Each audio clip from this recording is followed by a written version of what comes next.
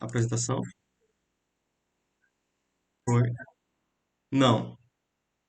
São questões de concurso, são de alternativas, né? São 5 alternativas na grande maioria. Questões tranquilas.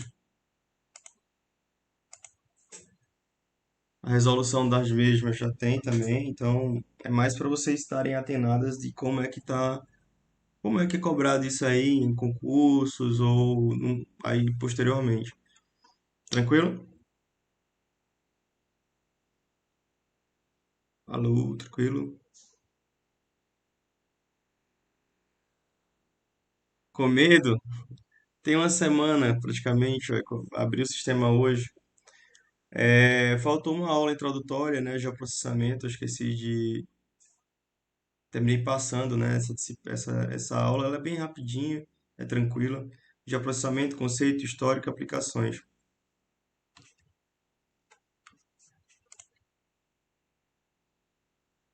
Então, aqui, iniciando, né? Geoprocessamento, ele está em praticamente diversas áreas de atuação. Basicamente, em tudo que a gente vai precisar referenciar o local ou a origem, a gente está usando o geoprocessamento.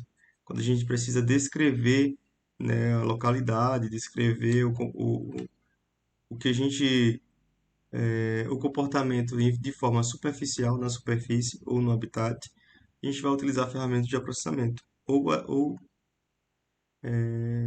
conhecimentos dentro do mesmo.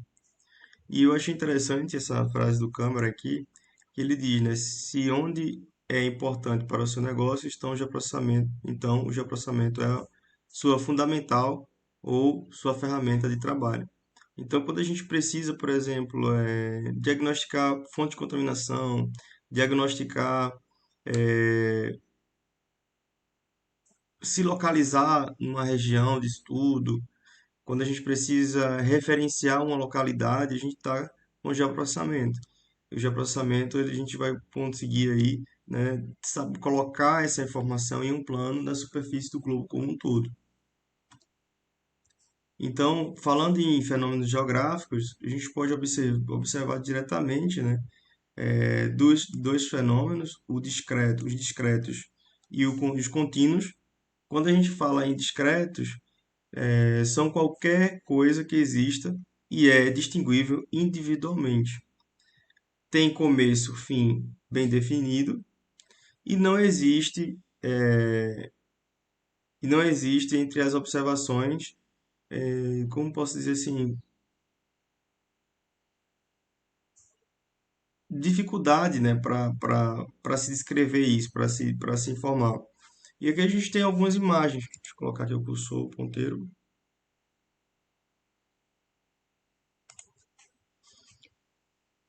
Isso aqui é o Mapa Mundi, com as suas delimitações territoriais muito bem definidas. Então, um pouco de conhecimento que a gente tem ao longo da nossa vida, a gente sabe que aqui é o Brasil, aqui é os Estados Unidos, isso aqui é a Rússia, isso aqui é a China, enfim. Ou diagnosticar continente, América do Norte, tem o México Central, América do Sul, África, Europa, Ásia, Oceania. Podemos também descrever que isso aqui é um loteamento, certo? Enfim, tão discreto, a gente consegue descrever diretamente aí o que está sendo observado. E a gente também tem os fenômenos geográficos contínuos, que a gente consegue ver, né, uma variação ao longo de escala.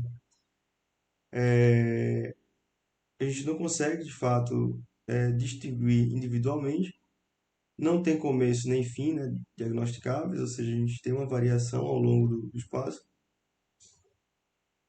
e sempre vai ter aí as observações. Aqui a gente tem uma previsão climática,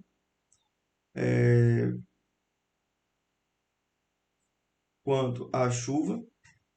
Isso aqui é o mapa do CPTEC, né, do IMET, onde ele está mostrando aqui, né, para essas condições aqui, para janeiro de 2020, como é que ia ocorrer essas chuvas aqui no mês de janeiro, ao longo do todo o território nacional. Lembrando que o IMET ele tem estações meteorológicas, não em todo o território, então aqui com certeza estão as informações aonde tem a área de abrangência, ou até onde as estações podem, né, abranger, levando em consideração que ainda tem muita área para ser abrangida por estações meteorológicas ao longo de todo o território nacional.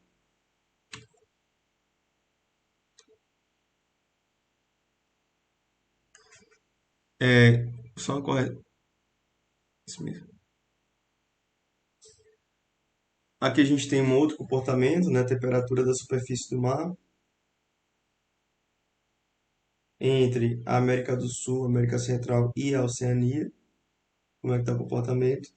Isso aqui influencia diretamente na movimentação de correntes marinhas, na disposição de peixe para pescado, no comportamento, né, da praia e do ecossistema e biossistema dessas regiões costeiras, enfim.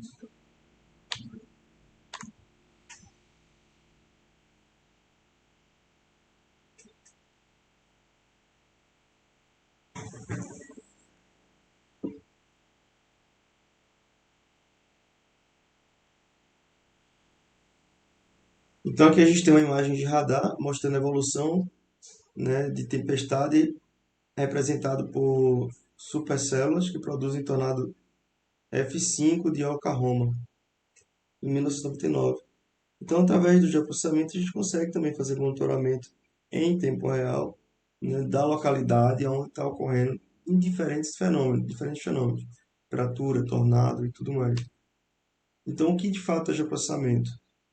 A gente, né, denota a disciplina do conhecimento que utiliza técnicas matemáticas e computacionais para tratamento de informação geográfica e que vem influenciando de maneira crescente as áreas de cartografia, análise de recursos naturais, transporte, comunicação e energia, planejamento urbano e regional. Por isso que essa é a nossa disciplina letiva, a gente não entra tanto em geoprocessamento, a gente entra mais em sensoramento remoto, que é o uso de dados remotos, são o uso de dados de forma remota, coleta de dados de forma remota para a obtenção de informação e processamento dele. Então, o sensoramento remoto está dentro do geoprocessamento e a gente estaria aqui, né, numa sub-área do geoprocessamento, estando trabalhando. Então, a gente tenta fazer uma coisa mais aplicada para vocês. Então, as aplicações, né, de forma geral, seriam a análise espacial de geoprocessamento. Aqui a gente tem um exemplo de análise espacial individual, né, do século XIX. Foi onde começou, de fato, identificação de pontos de água de contaminação.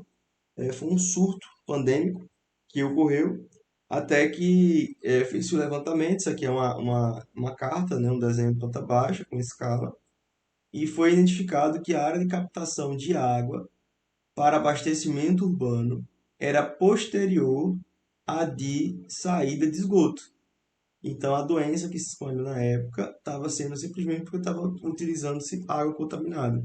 Mudou-se a fonte de captação, acabou aí com a pandemia. A gente está falando aí no século XIX, né?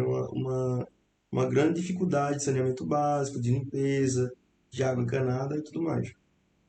Então, análise espacial de processamento, a gente pode identificar quanto à pandemia. Mais na frente eu vou mostrar um exemplo prático também, quanto à evolução e comportamento da pandemia do coronavírus estava sendo monitorado, até mesmo para os governos responsáveis utilizarem isso para manobra de fechar a divisa, fechar a fronteira com países, observação quanto à entrada de navios ou mercadorias que passassem por países que a contaminação ou estava em crescente contaminação aí do coronavírus.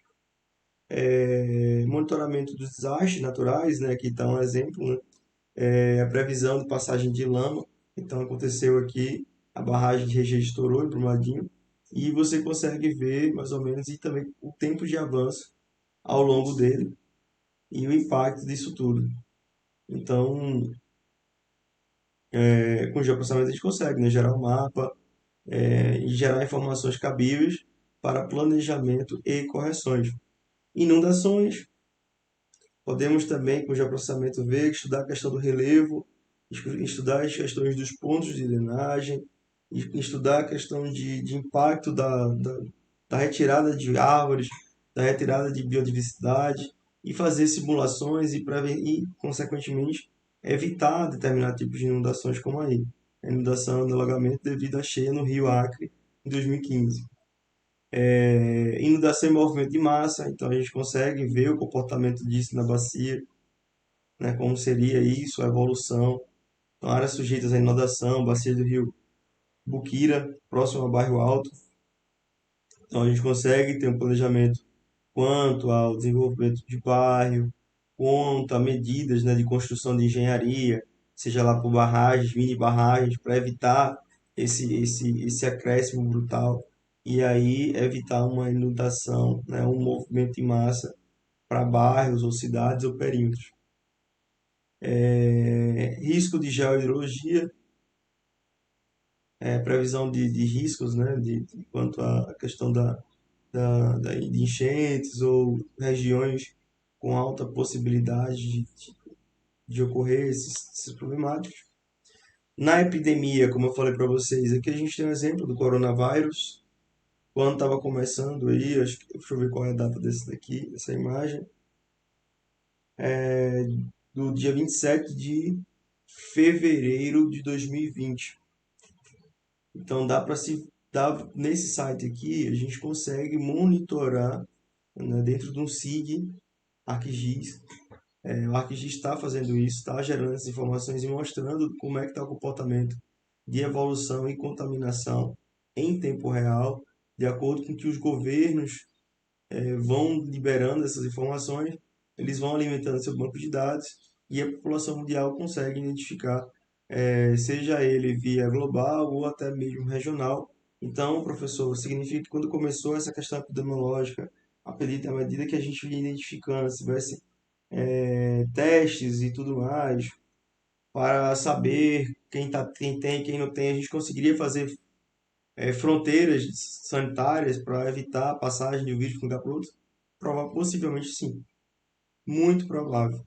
Então a ciência lhe dá ferramentas, o SIG lhe dá as ferramentas de a gente saber de fato onde está acontecendo, e se está acontecendo dá para se saber, dá para se abrir aí o leque de curiosidade ou de investigação para identificar as ocorrências, as possíveis ocorrências e evitar aí de fato, né, a proliferação ou a disseminação, enfim. Dá para se fazer muita questão de gestão e logística fitossanitária em diferentes áreas. Diferentes áreas. Aqui está a questão da pandemia, mas poderia ser questão de desmatamento, questão de homicídio, questão de abusos, enfim, tudo que você puder, você conseguir georreferenciar e quantificar, a gente consegue mapear e redistribuir e mostrar o comportamento. Então, esse era o comportamento aqui no dia 26 e esse aqui é o comportamento no dia 27, alterando muito pouco, né? Então, eles dão, né, a questão de casos confirmados na China, demais países, o acréscimo, você clica no país, ele mostra o comportamento do país e assim sucessivamente. Então, o Sistema de Informação Geográfica, mais conhecido como SIG, o que é que a gente faz dentro do geoprocessamento? A gente pega uma informação real, né, o que os olhos nos veem, a gente passa para o modelo matricial, onde a gente vai dizer o que está acontecendo. Então, todo a gente fraciona isso em matriz. Então, esse quadradinho aqui representa o quê? Representa o rio. Esse daqui, representa a vegetação. E esse daqui, representa casas. E esse aqui é o quê? Uma estrada que passa na fazenda. Então a gente pode representar isso de forma matricial, e normalmente as imagens de satélite estão dessa forma, ou vetorial. Então essa linha aqui é o rio, essa área de floresta, essa área aqui é a estrada, e aqui é a área urbana. Então a gente pode tanto representar, né, a gente pode tanto obter informações de diferentes formas. A imagem real, os olhos nus, seria isso. Matricial, onde a gente tem esses dados em forma de pix, e ou vetorial. Então, dos dados, né, de dados a sabedoria, então a gente tem dados, obtendo os dados, a gente consegue ter as informações, né, daí a gente consegue obter as evidências, das evidências a gente analisa e obtém o conhecimento, e por fim, a gente desenvolve aí a sabedoria. Então, os dados geográficos brutos, informações, conteúdo de um banco de dados construídos a partir de dados brutos, evidências, resultado da análise de SIG de vários conjuntos de bancos de dados e cenários, conhecimento pessoal sobre os lugares e seus problemas, e sabedoria são políticas desenvolvidas e aceitas pelos interessados. Então, a partir desse banco de informações, a gente consegue desenvolver políticas públicas ou gerenciamento de estratégias para a solução de diferentes problemáticas, diferentes tomadas de decisões, até mesmo interpretação dos dados, né, decorrente daquelas situações. Então, ferramenta computacional do geoprocessamento. As ferramentas computacionais para geoprocessamento chama-se Sistema de Informação Geográfica, são SIGs. Então, permite realizar análises complexas ao integrar dados de diversas fontes e criação de bancos de dados referenciados. É a mesma coisa de eu dizer agora, conseguir colocar no globo, né, no mapa, vocês já acredito que todos vocês já devem ter usado Google Maps, seria eu dizer, ó, a estamos aqui, eu estou aqui no Ipitinga e aparece no mapa o Ipitinga. A Anitta está em tal determinada região, a Alessandra está em determinada região, a Andressa está em tal região e a Thaís está em tal região. Então a gente consegue colocar isso no espaço e a gente consegue posteriormente até monitorar em tempo real. Então quando a gente coloca a latitude e longitude e o que é, a gente pode tomar decisões. Então se fosse para fazer um trabalho agora em dupla, eu utilizando essa informação na latitude e longitude, eu poderia tomar a decisão de dizer assim, ó, a Anitta vai fazer com a Andressa porque elas estão mais próximas do que a Thaís e a Alessandra. Então a Thaís e a Alessandra faziam um trabalho em dupla e separei as duplas por localidade. Entende? E tu consegue perceber? Então a ferramenta do geoprocessamento ela é muito importante para essas finalidades, bem como tantas outras.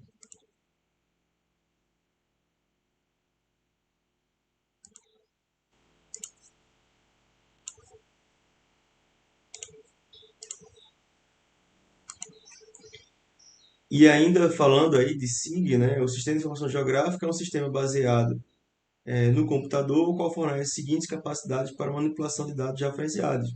Aquisição e preparação de dados, quando a gente obtém imagens de satélite e faz processamento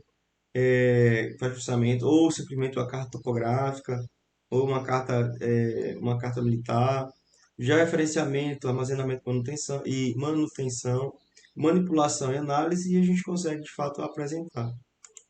Então, o que seria? A gente consegue ter várias informações, né, como hidrologia, topografia, bandas, utilidades, características do solo, enfim, várias formas e composições, e fazemos a análise e depois podemos aí projetar, né, fazer um mapa, criar um mapa de risco, de deslizamento, criar áreas de preservação permanente, criar multa, determinar áreas de encosta que não que não podem ser desmatadas, se forem, indicar setores que precisam de restaurações para evitar, no caso, deslizamento, assoreamento de rios e etc. e tal. Então, SIG para diferentes usuários, né? Então, o público e aqui, né, a definição de SIG. Então, o público geral, a definição seria repositório de mapas no meio digital, tomadores de decisão, grupos sociais, planejamento, uma ferramenta computadorizada para resolver problemas geográficos, gestores de serviços públicos, né, técnicos de transporte, gestores de recursos, um inventário mecanizado, né, de distribuição geográfica de feições de infraestrutura, administradores, cientistas e pesquisadores, uma ferramenta para mostrar que, de outra forma, é invisível, né, a informação geográfica, então a gente pode utilizar para pegar detalhes que normalmente a gente está passando despercebido, olho nu. Gestor de recursos, planejamento, uma ferramenta para realizar operações sobre dados geográficos muito trabalhosos, caras ou sujeitos a erros de quando são feitas de feições naturais. Iniciou em 1960, né, o SIG, né, com desenvolvimento no Canadá, e aí tem a sua evolução ao longo dos anos, por exemplo, aqui em 2002, nascimento do Quantum GIS, que é um SIG gratuito e que nele tem várias ferramentas que a gente consegue fazer manipulação de dados geográficos e obtenção de informação e etc. Então, o que seria mais ou menos a arquitetura de um SIG, né? Como é que seria a composição dele? Uma interface do usuário, uma lógica do aplicativo, armazenamento de dados. Na interface do usuário a gente tem navegador, guias, né? A lógica do aplicativo, geosservidor, aplicativo desktop e armazenamento de dados, arquivo no SIG, sistema georreferenciador, do banco de dados. Aqui seria uma disposição, né? O software SIG ele vai ter SIG desktop, SIG móvel, SIG distribuído, enfim. E aí as diferentes ferramentas que a gente pode estar aí trabalhando e usando elas para obter informação. E a pergunta que é muito comumente feita, a questão de SIG, é qual o SIG utilizar. Então não existe SIG ruim, né? Existem SIGs que vão ter maior ou menor quantidade de ferramentas disponíveis para vocês utilizarem. A escolha do SIG sempre dependerá, né, de algumas questões, na grande maioria, necessidade do usuário e o custo. Então, a depender de que você queira trabalhar e o quanto você está disposto a gastar, é o que vai determinar a escolha desse SIG. Por exemplo, a utilização do QGIS hoje é muito mais crescente do que o ArcGIS, porque o QGIS é gratuito e tem muitas das ferramentas que podem ser equiparadas ao que são utilizadas no ArcGIS. Então, muitos dos pesquisadores, dos profissionais, estão migrando para o QGIS pela simples questão de que o software é gratuito, ele é livre, sempre está sendo atualizado, ampliado as suas ferramentas, então ele atende muito bem às demandas. Muitos dos SIGs são extensíveis, né, quanto o X com C++ e Python, então outras ferramentas de programação que são inseridas dentro do Quantum GIS facilitam ele ter uma amplitude muito, muito, muito maior. E também tem os WebSIGs, né, que são páginas agora, como o Google Engine, que você consegue dentro dele fazer processamento de imagens e georreferenciamento. Então, meninas, até a próxima aula. É melhor conquistar a si mesmo do que vencer 1000 batalhas. Então, vamos fazer essas conquistas aí pessoais, construindo conhecimento e posteriormente aí conhecendo as suas limitações, evoluindo em cima delas. Com certeza vocês serão muito mais do que bem-sucedidos.